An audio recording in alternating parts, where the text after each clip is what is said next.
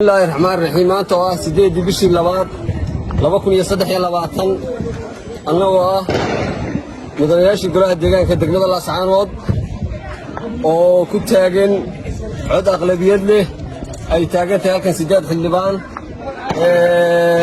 أنا قهر لنا قان قلة وحنو عدينا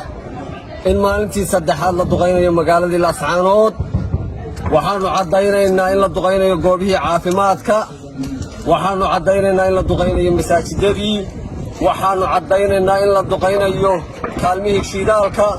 waxaanu cadaynaynaa in la duqeynayo guriyihii dadka shacabka ay yaaleen halkan aynu taaganay waa isbitaalkii weynaaye magaalada Lascaanood shalayto madfac baa ku dhacay waxa ku waxyeeloobay hooyo umula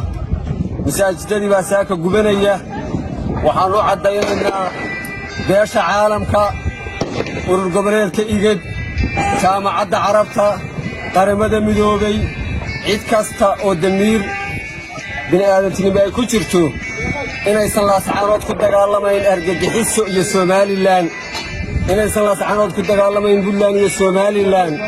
inaysan Lascaanood ku dagaalamayn federaal iyo Somaliland in dagaalka Lascaanood ka socda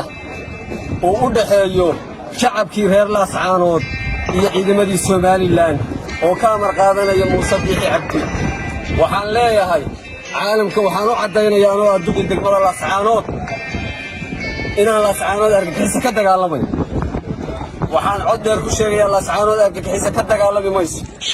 waxaa dagaalamaya shacabkii reer Lascaanood oo naftooda difaacaya oo cirdigooda difaacaya xasuuq waa socda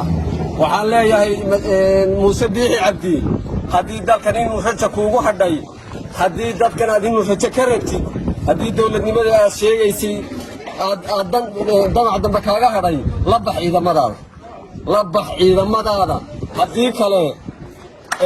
inta qof reer Lascaanood ama deegaanada ka soo jeeda uu nool yahay dad kale way dagaalamayaan haddaadan ciidamadaada la bixinna bari anaa dagaalka hogaamin doona wassalaamu calaykum waraxmatullaahi